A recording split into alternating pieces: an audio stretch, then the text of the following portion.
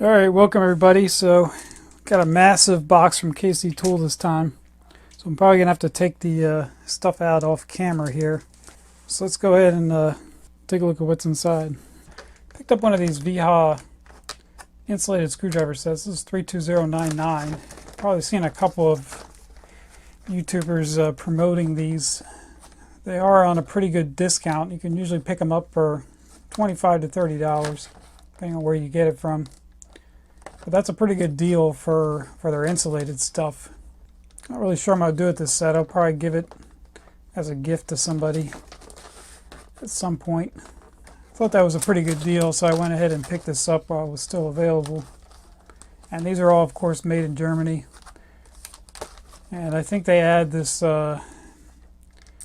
this blister pack in the USA. So yeah, that includes looks like 4 slotted and 3 Phillips. It's your standard sizes. And then we have our complimentary number 2 bit here. So I was so impressed with the holding function bits. When I looked at those Torx style bits, I went ahead and picked up the actual set that they offer. And these aren't exactly the same model as the one I reviewed. These are meant for, I believe, going in directly into drills. But this is in one of their bit check mini type sets. So if you look at some of these, it looks like some of the ridges are not as pronounced on the tips here. They all seem a little bit different, so I'll have to look into that a little bit. So I wasn't planning on doing a review on these, but I may have to after seeing how different each of these look. I'm sure they're fine, but I might have to get out the microscope and look at that, because I'm seeing ridges on some of these that are a lot deeper than others. But I thought it would just be good to have a set. They didn't offer a set of the short ones that I could find. That probably would be more ideal, but these will work just fine. For some reason, they never include the T27 in all of these sets. I don't quite understand that, but I guess they have their reasons. Maybe it's not as commonly used, I guess, as the other ones. But they do include the 40, which is not often included in a lot of these 1/4 inch sets. So yeah, we'll take a closer look at that. Alright, next thing up, I picked up a Gedore socket. It's a 36 millimeter. I know 36 is one of those sizes that you can get in either 1/2 inch or 3/4. The application I need this for is, remember that big puller that I picked up? It's for going on there, and I figured the 3/4 would be a lot better suited for this amount of force that you would need to put on this spindle. So yeah, speaking of that puller, if you remember, I was saying I might try to turn that into a press. Well, I started to do a little bit of design work and doing the calculations on how much forces will be involved in doing that. And it ended up being very impractical to build a structure to handle those type of loads. But I did model all these parts up, and I ran some structural analysis and simulations on these parts. Came up with some pretty interesting results. Not that I would have expected, but the weak point of this entire thing is right here. The safety factor, I think, is only like just over 2 right here. It's still going to handle the loads that it's rated for. It's just a matter of when you're designing something, you need to know what your safety factor is. Because remember, there's actually 2 of these pieces here and only 1 of these pieces. So when you push down on here, it's going to want to twist like this.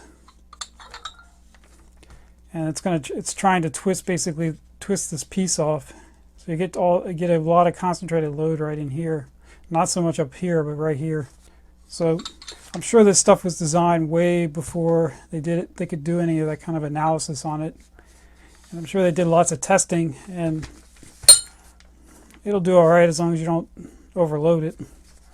We'll build something out of this puller, at least maybe just get it up and running. So look forward to that in the future as well. We'll try to put this to the test. And I've really kind of grown fond of the Gedore sockets. think they're quite underrated. You don't hear many people talking about them, but there's a couple of things I like. I like how they've stayed with the stamping. They haven't actually gone to the laser etching. And I like this. I like the heavy knurling that they add to the end of these as well. I know a lot of brands do that too, but it's usually not as extreme as this. This is like a knurling that you would see on like a handle of a ratchet. Next thing I picked up is one of these Wiha pliers. I guess it's called Pliers wrench. And I do want to do a comparison at some point between these and the the Knipex and the other brands. So that's interesting how this one doesn't have a quick release or a button that you press. They're using basically a quick adjustment mechanism. That's why you only have these teeth on one side. It reduces the capacity of it. But for being a pliers wrench, you normally aren't putting that much load on those teeth anyway. But I'm expecting the designs of these to be all pretty much the same with this cam. This double cam, one on each side. So we still got to get the Gedore one and probably the Stavilla one. And that should give us a good sample size to check out those pliers wrenches. I think you guys have seen one of these before on a previous episode, but it's a Felo tack puller. And yeah, I definitely bought one before, but I seem to have misplaced it or lost it somehow.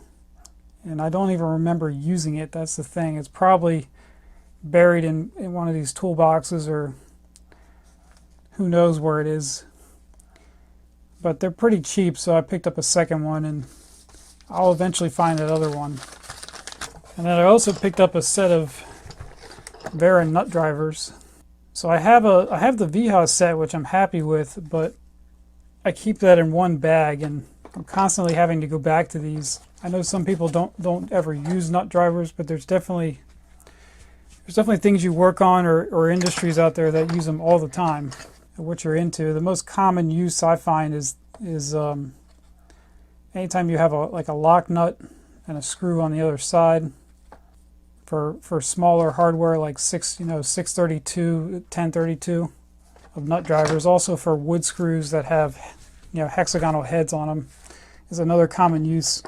But they can just be a lot easier than trying to find an extension and a socket and a ratchet for the sizes that you need. And unlike the Wiha, they actually put the sizes on the end of these, so I probably will compare these to the Wiha brand and see if there's really any differences in their performance. I don't expect there to be. The differences will probably just be ergonomic related and labeling and things like that. So if you're wondering why that box was so big, yeah, it's that time again. Got the Wera Advent calendar that just came out. So if you look on the back here, it shows you all the things that are included this year. And I think this year is a little bit cheaper than last year. I seem to remember this being a little bit more expensive, but the thing that's limited edition this year is the glow-in-the-dark bottle opener. I think everything else here they already have as a product as far as I know. I guess this textile case would be a new product because it doesn't have this exact set in it. But these VDE handles, these things are nice. I've been using those quite a bit. After using them, I really actually like this style. We'll get into this thing a little bit and take a look at the contents. Probably do what we did last year and just take everything out and then kind of review it as a set. I think that's about it for this episode. Hopefully you guys enjoyed that, and I'll catch you guys next time.